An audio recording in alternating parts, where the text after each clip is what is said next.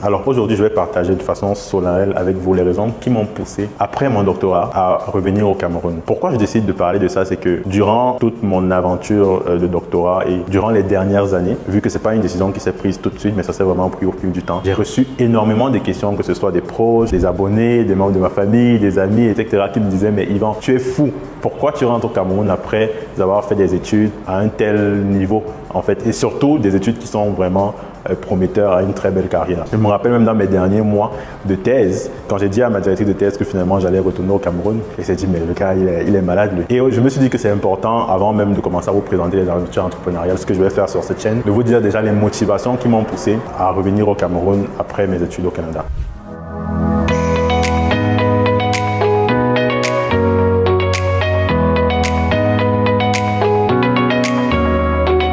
Ce qu'il faut comprendre, c'est que c'est tout un process en fait. Je ne me suis pas levé du jour au lendemain, j'ai dit ah je rentre au Cameroun. Ça fait 3-4 ans que je rentre déjà au Cameroun assez régulièrement, que je commençais déjà à m'imprégner du tissu entrepreneurial au Cameroun. D'ailleurs avec ma compagnie de marketing digital, j'ai eu pendant les dernières années à travailler avec des employés au Cameroun. Donc j'avais déjà une certaine vision de qu'est-ce que serait mon style de vie étant au Cameroun et qu'est-ce que serait mon style de vie étant au Canada. Au-delà des motivations personnelles du fait que le Cameroun c'est mon pays, je dois porter ma contribution. Au-delà aussi de l'argent, parce que c'est aussi quelque chose qui amène à comparaison, parce qu'on se dit si je travaille au Canada je peux gagner tel nombre d'argent, si je suis au Cameroun dans les premières années je peux gagner ça. Effectivement en entrepreneur on peut toujours aller sky is the limit, mais on peut se dire en moyenne je peux gagner ça dans les 5 prochaines années. Et même si je vous avoue que l'argent que je gagnerai au Canada serait beaucoup plus que ce que je gagnerai au Cameroun, en termes de style de vie, quand je comparais les deux, quand j'arrivais au Cameroun j'avais toujours beaucoup plus d'énergie à cause des activités. Pourquoi je m'explique? Quand tu es au Cameroun, tu sors beaucoup, tu rencontres beaucoup de personnes, tu parles, tu n'es pas qu'enfermé dans une salle.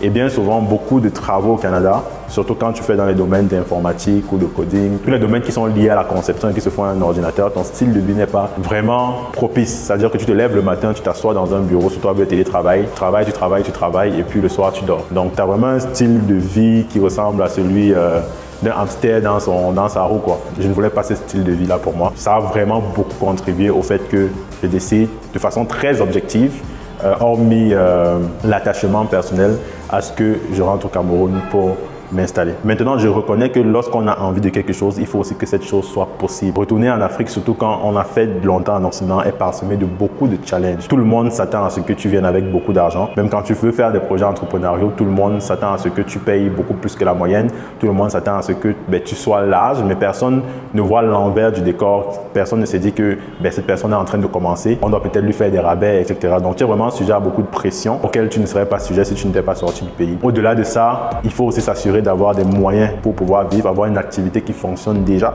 et ce qui était justement mon cas, et ça a vraiment pesé beaucoup dans la balance dans le fait de pouvoir retourner au pays. Et finalement, pourquoi je suis retourné aussi vite? Parce que je me suis dit qu'il faut prendre le train quand il passe, il ne faut pas rater le train. Aujourd'hui, l'Afrique est dans une mouvance d'éveil, et bien qu'il y ait des pays qui n'ont pas encore pris cette mouvance-là, ce qui est sûr, c'est que le développement de l'Afrique, ou bien du moins l'émergence de l'Afrique va commencer aujourd'hui, ou elle ne va jamais commencer. Et donc, pour faire partie de cette mouvance-là, je me suis dit que c'est aujourd'hui ou jamais qu'il faut se lancer. L'intelligence artificielle que j'ai étudiée à l'école, c'est vraiment une technologie très précieuse que je veux vraiment mettre à profit pour l'Afrique. Lorsqu'on retourne en Afrique pour pouvoir entreprendre, il faut faire très attention parce que les besoins en Afrique ne sont pas les mêmes besoins qu'en Occident. Beaucoup de personnes retournent en Afrique en voulant résoudre des problèmes qui ne se posent pas encore parce qu'ils ont justement une certaine mentalité occidentale. Prends un exemple, ayant fait intelligence artificielle, quand tu reviens en Afrique, tu vas te dire peut-être je vais développer un modèle d'intelligence artificielle qui va pouvoir optimiser, je sais pas, la circulation dans les routes. Sauf que c'est pas ça les besoins de l'Afrique pour l'instant. Il n'y a même pas d'infrastructure qui permet de supporter un tel modèle et pouvoir le faire fonctionner dans la ville. Cependant, il y a les moyens de pouvoir répondre aux besoins des Africains en intégrant la technologie. Aujourd'hui, on est dans des pays qui ont besoin des choses basiques. L'alimentation, l'énergie, l'habitation. C'est-à-dire qu'on a vraiment les problèmes de base. Donc, comment faire pour résoudre ces problèmes de base-là en y intégrant la technologie? Je prends un exemple du supermarché que je connais, qui est quand même un domaine que j'ai commencé à regarder pas mal. Aujourd'hui, en Afrique, il y a un boom au niveau des supermarchés. On a beaucoup de sociétés occidentales qui arrivent sur place et qui vendent des produits comme l'ont fait des supermarchés qui étaient là auparavant. C'est-à-dire que du point de vue de l'utilisateur, ces sociétés-là ne font rien de spécial. Cependant, quand tu rentres dans les process de ces sociétés-là, tu vas te rendre compte que l'utilisation de la technologie leur permet d'avoir une meilleure rentabilité. Et c'est dans ce sens-là que l'intelligence artificielle aujourd'hui peut venir dans les domaines de base qu'on a pour nous permettre